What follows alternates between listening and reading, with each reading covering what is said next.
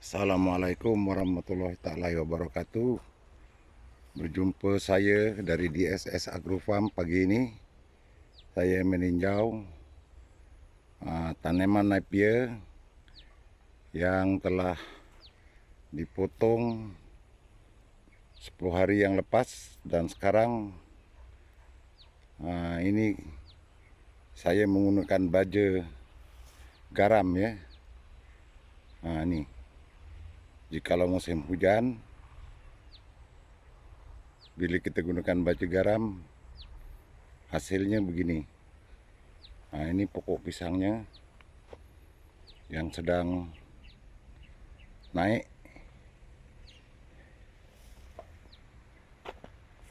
Ini dia yang berusia 10 hari tanaman nepiernya. Ini pisangnya, mudah-mudahan dapat menuai pada bulan puasa nanti. Sebelum rakan-rakan semua yang berada di seluruh Semenanjung menonton video ini terlebih lanjut, sila subscribe. Yang dah subscribe, terima kasih saya ucapkan bagi memajukan video kami. Dan hasil tanaman di tanah gambut ya. Untuk pengetahuan rakan-rakan ya, tanaman pisang ini saya tanam tanpa bakar, tanpa taruh kapur, dan hanya menggunakan baja tai kambing saja. Itu dia ya. Jadi kalau rakan-rakan mempunyai tanah yang terbiar, jadi janganlah diabaikan, tanamlah sesuatu yang boleh mendatangkan hasil. Ini adalah tanaman napier yang saya baja dengan baja garam saja bersama tai kambing. Juga pisang, ini adalah pisang tanduk ya.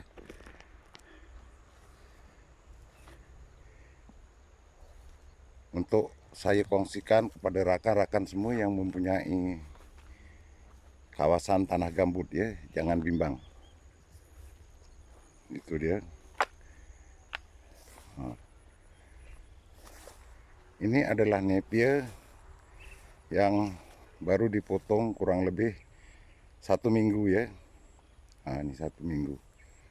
Dia sudah tumbuh subur. Ini ya, saya cuma gunakan baja tai kambing tanpa diproses. Itu dia. Nih ya, nepiernya pun macam tuh. Dan ini hasil pokok pisang yang saya tanam secara brutal tanpa menggunakan tanah baka. Itulah hasilnya. Untuk pengetahuan rakan-rakan ya, kawasan ini kenapa saya buat busut-busut macam itu, sebab jikalau hujan dia akan mengalami kebanjiran dan pokok pisang ini akan mati bila kena air terendam. Jadi kali ini saya buat busut-busut macam ini. Gini ya. Itu dia. Jadi untuk mengelakkan air, terpaksalah kami bekerja keras. Itu dia.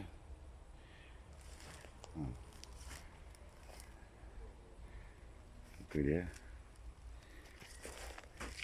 Ini baru saya timbus, saya naikkan sebab tanahnya terlalu keras, tanahnya tidak gembur dan selalu kena banjir.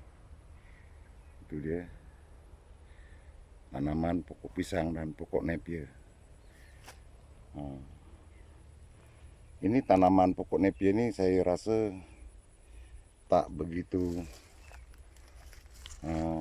betul ya, sebab antara jarak batas sana dan batas ini kurang lebih saya bagi dalam 6 kaki, jadi kurang. Saya rasa sekali lagi kalau saya nak tanam, saya akan buat 10 kaki batas. Jadi di tengah-tengah tuh boleh kita usahakan untuk menanam sayur-sayuran atau tumbuh-tumbuhan lain, ya. Ataupun kita buat setumpuk, 5 kaki setumpuk macam itu, untuk kita memudahkan membuat pembersihan, ya. Nah, ini kurang lebih 8 kaki.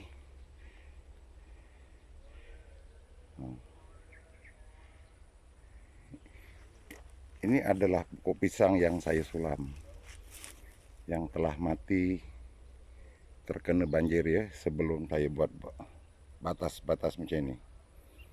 Nah, ini musim banjir. Nah, itu saya baru sulam, ya. Jadi perlu bekerja lebih untuk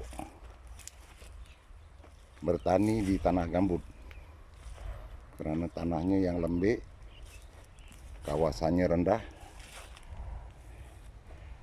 Nah, ini rumputnya pun sangat cepat untuk naik.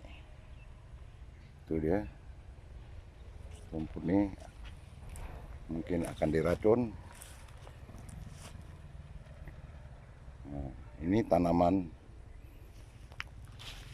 nepia yang dipetik kurang lebih seminggu yang lepas, dia baru tumbuh macam ini, ya. Nah, ini sudah boleh ditabur garam. Kita beli garam 1 guni kurang lebih 17 ringgit untuk kita membagikan semua di kawasan ini, ya, dengan pokok pisangnya, dengan pokok nepianya sekali. Jadi jimat, tak perlu nak beli urea seguni 50 kg dengan harga 50 ringgit. Di musim Covid nih, bagi saya duit adalah perlu, dan susah untuk kita mendapatkan duit pada waktu sekarang. Jadi elok kita berjimat, gunakan apa yang boleh. Tengok,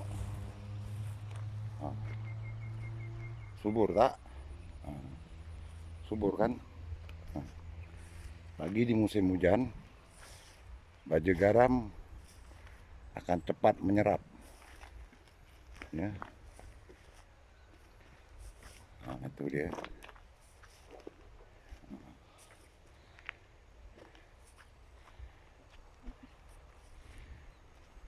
Nah, dan ini tanaman ubi kayu yang saya tanam untuk membuat kajian. Nah, di sebelah sini pula saya membuat tanaman pria Cina, ya. Tapi itu rumputnya, ya, Masya Allah, begitu lebat. Perinya belum menuai, rumputnya sudah tumbuh lebat macam itu. Jadi tengok, kita tengok buah pria Cina. Ah, itu dia, tuh, ya. Ah, ini, tuh pria Cina. Jadi ini sudah boleh menuai. Perianya pun dah besar-besar. Tengok, dah besar-besar gedabak. Jadi perlu kita tuai. Itu dia, tanaman pria secara brutal. Oke.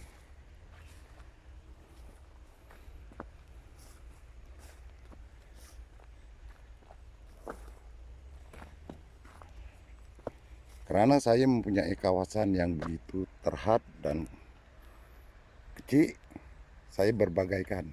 Ini adalah tanaman keledek. Tanaman keledek ungu yang berusia kurang lebih 1 bulan. Nah, ya, itu dia. Sama sebelah sini dengan yang saya tanam Napier sama. Jadi untuk kita nak tanam Napier saja, nanti kita nak soru macam mana, ya, perlu kita perbagaikan. Untuk pengetahuan rakan-rakan, keledai ungu ini usia dia berumur 3 bulan kita dah boleh tuai. Kita boleh jual dengan harga borong sekilo RM3. Ya. Tapi tergantung juga kepada isi buahnya, ya. Kita perlu gunakan obat dan baja yang berkualiti. Menggunakan baja Jerman, ya, untuk kita mendapatkan hasil yang cukup maksimal. Dan ini pula adalah tanaman percobaan bersama Napier. Mungkin juga ini sekiranya Napier tidak mencukupi, kami akan tanam dengan Napier. Ya, selang ini kita tanam sayur, yang sini kita tanam Napier, ya, yang sini kita tanam sayur Napier, yang situ kita tanam sayur. Ini luas teman-teman. Nah, tapi orang punya yang sebelah sana, saya punya yang ini aja, ya, ada 20 batas. Nah, nih, ya. Dan pria saya di sebelah sana kurang lebih ada 20 batas. Yang ke belakang tuh adalah orang punya, kawan punya. Sebab apa? Pria kita tanam, kenapa kita tanam sama dengan jiran kita? Sebab kalau kita tanam pria, dia tanam pria, kita kena ikut tanam pria. Sebabnya kalau kita tanam pria, dia tanam kacang, nanti kita tanam kacang, dia tanam pria, tak menjadi. Kita tak tahu sebab apa, mungkin faktor ulat dia menular ke sini. Jadi sehabisnya pria, kita akan membuat tanaman kacang pula. Selepas kacang kita akan buat tanaman timun. Dan begitu seterusnya, ya. Kalau tanam pria hari ini, besok tanam pria, lusa tanam pria, bulan depan tanam pria, tak boleh, tak jadi. Dan mungkin ini adalah satu kebodohan kami sebab belum dapat mengatasi, ya. Jadi yang pasti ini adalah tanaman Napier dan tanaman pokok pisang. Oke. Pisang nih kita buat percobaan. Kalau jadi, alhamdulillah. Kalau tak jadi, kita sudah berusaha. Segala-galanya kita serahkan kepada Yang Maha Kuasa. Oke.